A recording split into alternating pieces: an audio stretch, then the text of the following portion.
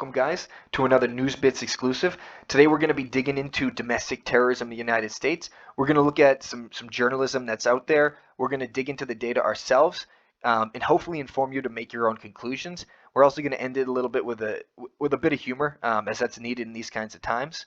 So we're going to start with a Politico article that came out in September of 2020. It says, DHS draft document, white supremacists are the greatest terrorist threat. White supremacists present the gravest terror threat in the United States, according to draft report from Department of Homeland Security. We're going to scroll through. Feel free to read this on your own. John Cohen, who oversaw DHS's counterterrorism portfolio from 2011 to 2014, says he is not surprised. And I'm not surprised. The draft document seems to be consistent with earlier intelligence reports from DHS, FBI, and other law enforcement sources that the most significant terror-related threat facing the United States today comes from violent extremists who are motivated by white supremacy and other far-right ideological causes. So real quick, we're going to look at this report that's referenced in the document. I was not able to drill down into this data in a more granular way, and we're going to do that in just a minute together with FBI data. But right here, this chart depicts DVE, which is dominant violent extremist, into homegrown violent extremist attacks in U.S. since 2018, based on data from the DHS. So 2018 is important because we want to make sure we're comparing apples to apples. We're going to look at FBI data from 2018 too.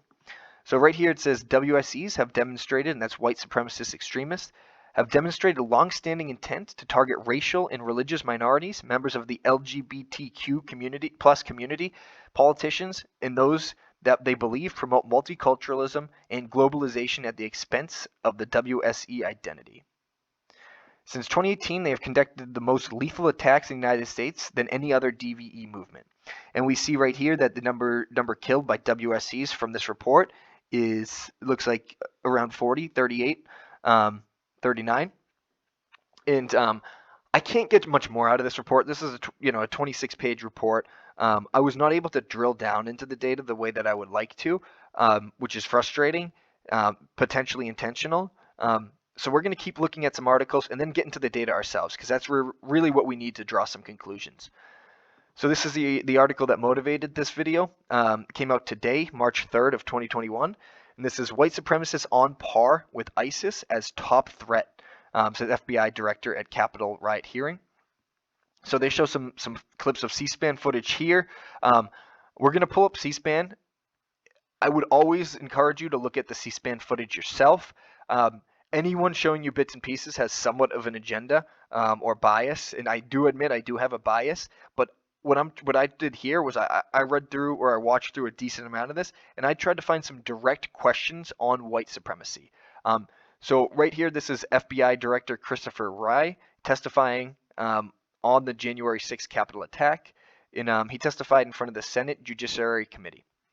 So, like I said, I don't want to give you any too particular or too specific bits, but just here's a line of questioning and just kind of the quality of answer that I saw.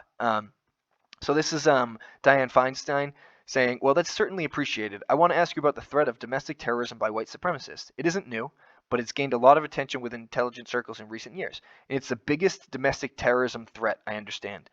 Last year, you testified before the House Homeland Security Committee that, quote, the most lethal of all domestic extremists since 2001 have been racially and ethnically motivated. So now I'm using this because we see a continuation of the fact that domestic terrorism is getting equated to racial and ethnic motivated attacks.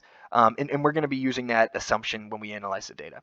Similarly, the former acting DHS secretary testified before the Senate that, quote, white supremacist extremists from a lethality standpoint over the last 2 years, particularly at 2018 and 19, we're going to be looking at those years for FBI data, or 2018 specifically, are the most persistent and lethal threat when we talk about domestic extremists. Why is the threat of white supremacist terrorism so prevalent in this country? And here's the answer that he gave. It says, I think that's a sociological question that I'm not the right person to address. Certainly, as you say, it has been the biggest chunk of our racially motivated violent extreme cases, and it's the biggest chunk of our domestic terrorism caseload. So look at that. Certainly, as you say, it has been the biggest chunk of racially motivated violent extremism. We're going to look at the data to see if he's speaking truthful according to FBI data. Maybe that these alphabet agencies have just severely different data sets. He talks about how these ideologies are inconsistent, not so coherent, almost, saying a lot of these ideologies are, driven off customized personal belief systems, which I don't know how a personal belief system is never customized, or customized. Yeah, I think there's just a lot of fluffiness in his answer here. We're going to continue looking at some articles real quick before we get into the data, because the data is really, I think, what you guys are here for. All right, so Biden said, according to the Times of Israel, at a town hall event, that white supremacists are the most dangerous people in America. This came out 2 weeks ago, February 17th, 2021. We have an FBI statement before the House Oversight and Reform Committee, and it's on confronting white supremacy in 2019. And when I search this article for white, it doesn't once mention white supremacy. So it just really talks about domestic terrorism, and I think there's in hate crimes. So I'm really trying to show you guys that they're kind of bringing this whole concept of domestic terrorism and hate crimes to the forefront. And I think those two now are somewhat the same thing from what I'm seeing in these articles. Feel free to comment if you have a better definition of domestic terrorism, but it looks like they're kind of conflating domestic terrorism with hate crimes and then using white supremacy as, kind of the most dangerous force in that. Here we have, we're digging through the archives of the FBI, and let me give you the proper title. This is from 2002, and it's in front of the Senate Select Committee on Intelligence. And I read through it. I encourage you to read through it on your own, because I'm giving you bits of information, and I hope it's helpful for your conclusions. But I don't want my bias to show too much. And, naturally, we're all biased. I'm not going to deny that at all. But right here it says domestic right-wing terrorist groups often adhere to principles of racial supremacy and embrace an anti-government, anti-regulatory beliefs. This is a funny line. Generally, extremist right-wing groups engage in activities that are protected by constitutional guarantee of free speech and assembly. So it seems like the FBI has a problem with people who are following the law according to the Constitution. I think that's just a really funny line coming out of this document. So law enforcement becomes involved when that talk of free speech transgresses into unlawful action. Okay, cool. Right here it says right-wing groups continue to represent a serious terrorist threat. And this came out in 2002, remember. So 2 of the 7 planned attacks of terrorism prevented in 1999 were potentially large-scale, high-casualty attacks being planned by organized right-wing extremist groups. So they're saying that the biggest threat is right-wing extremist groups, and then they're saying 2 of the 7 planned attacks were right-wing extremist groups. So I'd be interested in what those other 5 attacks were led by or who motivated them, because right now those numbers don't line up to me. Feel free to disagree with me in the comments. Maybe I'm missing something. Really, really quick and real funny, we're going to look at domestic terrorism, the most wanted, according to the FBI, sorting by newest. Right here, here's a gallery of 12 people, and we're going to include Hispanic people in white because FBI stats tend to do that. So as we see, we have, I'm going to say Mr. Morales and Jimenez are white for the sake of this count, but out of the 12 people, we have 1 white person, 2, 3, 4, 5, 6, 7, 8. So we'll say 66% of these people are white and 4 are black. We know that, or we don't know, but white population is 73%. So right now there's an underrepresentation of white people here. And we see that black population is 13.4%. So we know that black people at 33% here are overrepresented by a factor of 3 almost, 2.5 for simplicity. And 2.5 is actually more accurate.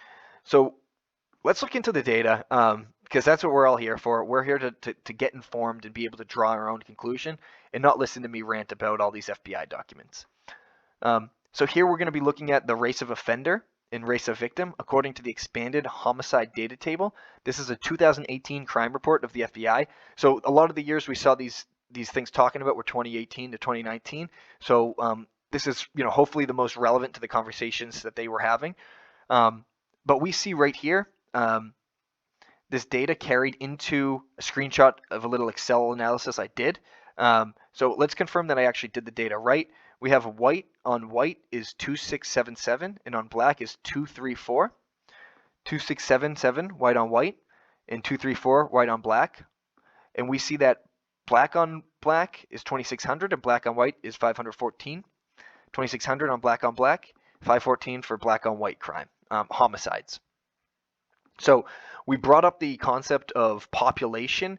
That's really important when we normalize the data, because we can't just look at one-to-one, because that's telling a totally inaccurate story. So we're going to be using inclusive of Hispanics here. So 73% of the population in the U.S. is white, but 60% is white non-Hispanic. But I think if we want to talk apples to apples, this is what we want to do. Black is 13.4% of the population, and we saw that in those searches I did earlier. The U.S. population is about 330 million. We're going to say 328.2 million because that's the most accurate number I got in my 2 seconds of searching. If you guys have better numbers, let me know, and let me know how that impacts the data. I think it's negligible at that point. But here we're looking at the total population of each group. So about 240 million people are white in America, and about 44 million people are black. So we already see that there's a large difference in these populations in terms of representation. So bringing in the data, we already confirmed that. We're going to look at normalized data per 100K.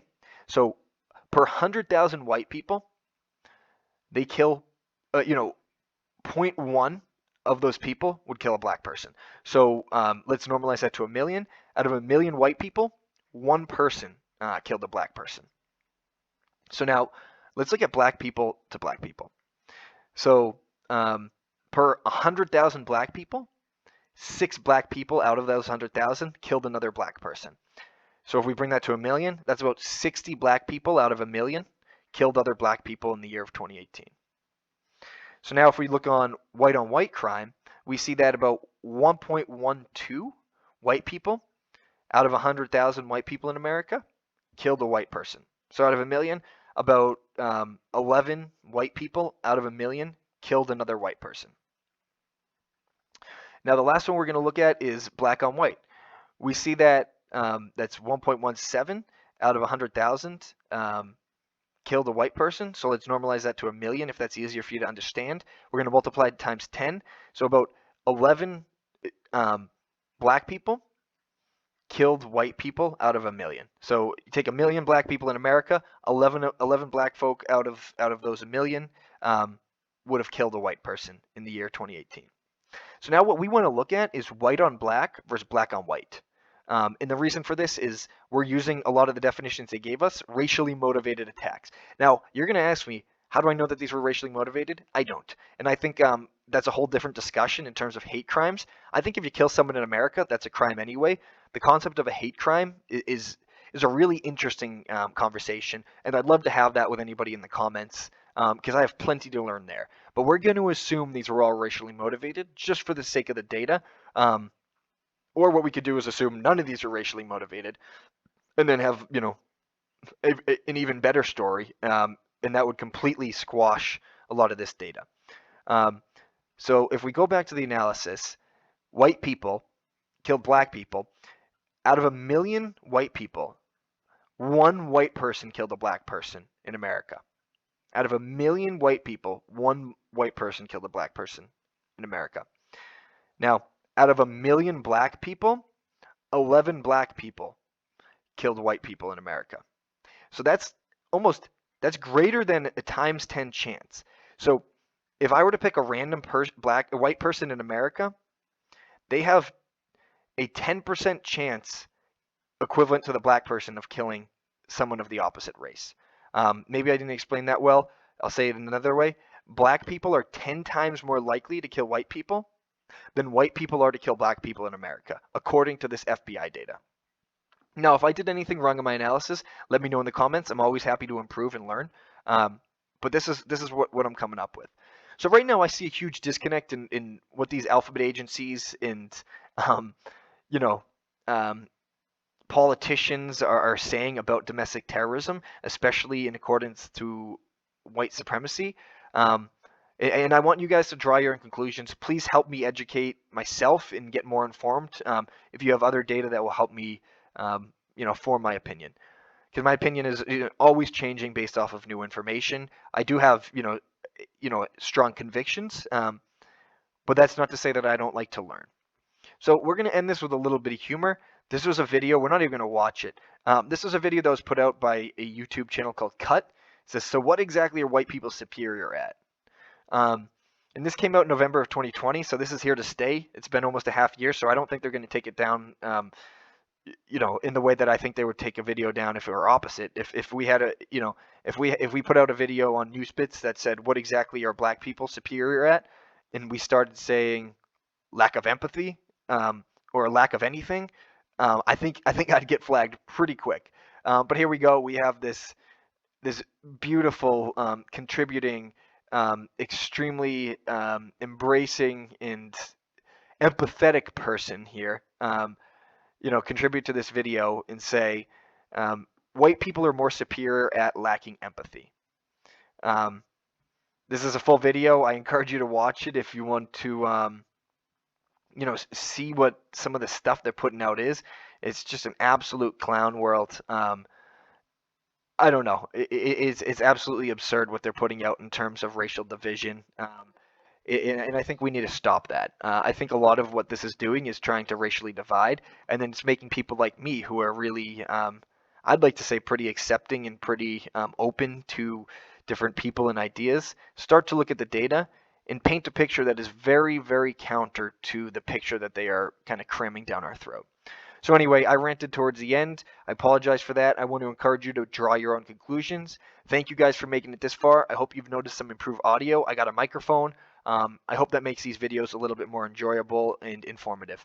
All right, thank you guys, and have a great night.